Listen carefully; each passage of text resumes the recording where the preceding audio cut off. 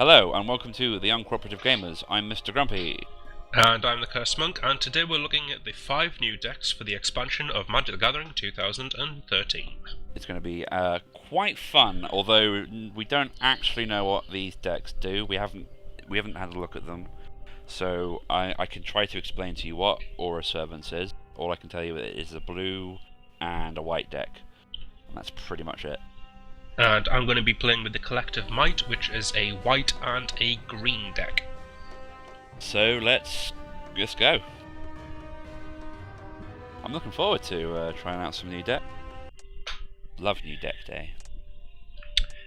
These 5 decks, in usual Magic the Gathering fashion, you do have to beat the enemy champion to actually unlock the deck from them, and all 5 of these decks are multicoloured, none of them are mono. I've had to reset my hand because I got a load of... I just only got blues and I need a lot of white. Excuse me while I read some of these. I've seen one of those before. I like Ornament. It's good. Okay, see how this deck's going to be playing out.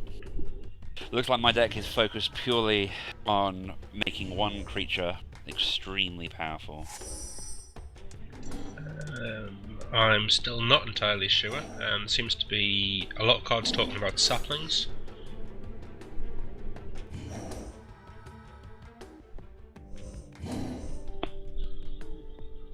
It's actually quite fun. I really do enjoy having new decks in Magic the Gathering. We had a lot in 2012, and there are some personal favourites of mine, which aspects of those decks seem to be in these ones now, which is great. For example, this one seems to be like Anaji's old deck, which was a pure white deck, which was focused on enhancements. So it's going to be interesting to see that blue bit mixed in. I'm going to go right ahead and play an enchantment that gives me an extra 1/1 and vigilance, allowing me to... That's only on tokens. Only on tokens, though. That's pretty interesting. So this must be built around the saplings that I mentioned previously. So I'm going to go right ahead and skip my attack, since you could easily block with that 0/2. And I am going to play... who am I going to play? That's a good question. Not her. This guy can do. This guy... I like this guy because he doesn't actually do anything, so I don't have to read anything quickly. I'm not going to attack because I can't do any damage. Let me read this. Ah, very interesting. That'd be quite fun. So I'm putting down a mage that allows me to summon sapling creatures onto the field for a cost of 3 mana, 1/1 token that is, so those will gain the benefit of the enchantment. It's still a pretty expensive token. They are, but with that intangible virtue, it will make them worth it. Make them a 2/2 vigilance creature. And I think this card is actually just a token outright. Instantly gaining that +1/+1 and vigilance.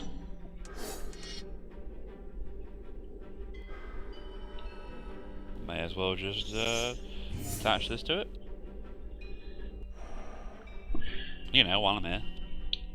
Very nice play there from Mr. Grumpy, playing a very expensive Drake Umbra, which is an enchantment giving a +3/+3 flying. It also counts as totem armor, which essentially gives you a second life. Yep, it means you have to kill the totem armor, and then you have to kill the monster. So although I'll lose that 3/3, I will still have the monster on the field, which is, you know, still block, can still attack with it. So no real great loss there. Let's look at my entire deck for a sec. I need another white card, please, Mr. Deck. Can I have that one? There we go. Now I've got 2 choices here. I can either summon a new sapling creature with my wizard, or I can play this guy,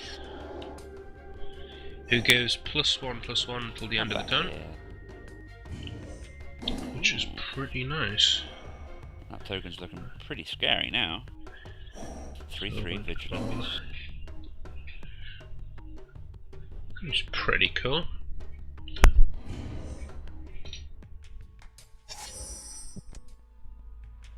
Don't really need another one of those. I'm going to try this guy out. Although the buff is temporary from that Leonin Armor Guard, he is actually a pretty powerful card on his own, a 3/3. Indeed. Powerful enough for me not be able to attack my 5/5. I'll need him back. Actually, I'm going to keep my entire force back for now. This guy's going to be pretty interesting. I'm going to be turning creatures into a 3/1 and have flying. So I can either use it to weaken Monk's cards, or I can use it to strengthen my own. And So we're going he to just go right ahead and destroy... by sacrificing a sapling, which we can get back next turn. That should damage the totem armor, landing you back on the floor. I don't want to be on the floor. You can come back up to the sky, it's fine. Which makes him a prime target next round. Bring it.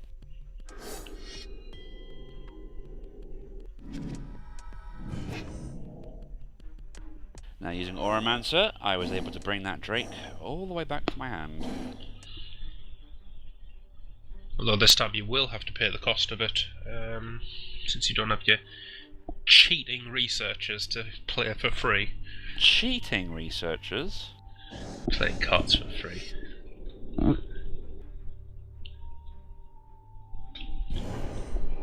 Says Mister, I have to sacrifice one thing and I can destroy whatever the hell I want. Ah, it's coming from this guy. That's a really expensive flying kill card though. 5 lands, destroy 1 card. So I'm going to go right ahead and summon another sapling to replace that last one that we lost. I'm going to go right ahead and skip the attack and use up my Evolving Winds. Being a bit dry in mana for Plains cards.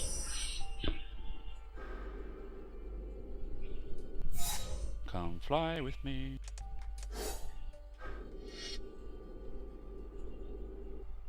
Yeah, why not? Wow, that's a lot of text, I'll get back to that in a second, folks. So the Spirit Dancer becomes even more powerful by gaining a aura, gaining an extra 2 and an extra 2 life just for attaching any aura to it, which is pretty nice. And I get to draw a card. Quite liking this deck. Quite like the make cards more powerful kind of style of play.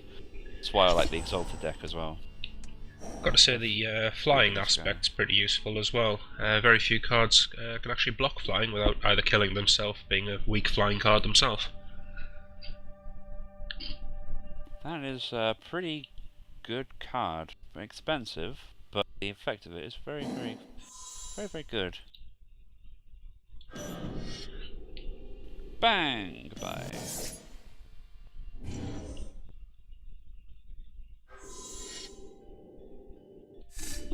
Evolving Winds is so crucial for these types of multicolored decks. Just being able to go, I need more blue, grab some blue. But the card does enter the deck tapped. That is the one weakness of Evolving Winds. You can't use it straight away.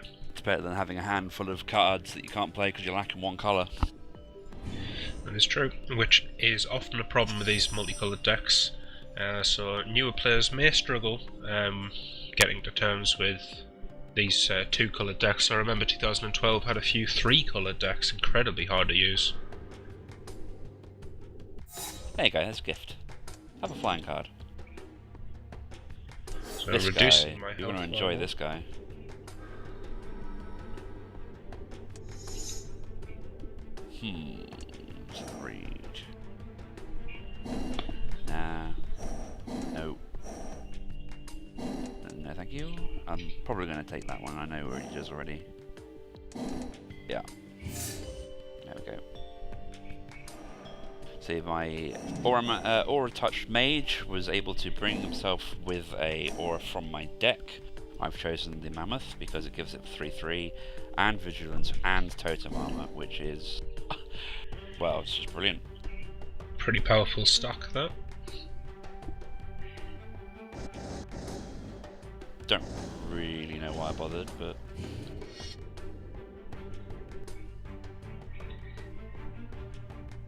it's unfortunate that this game's ended so quickly. I really wanted to get a good look at that token cards, but we'll just have to play the other decks, won't we? More decks, more videos. Hopefully we can showcase them in those, and hopefully you'll join us for them. Yep. Watch this space. We'll be going through all 5 decks in 1v1 styles. So don't forget to like, subscribe, and don't miss them. See you next time. Thank you very much.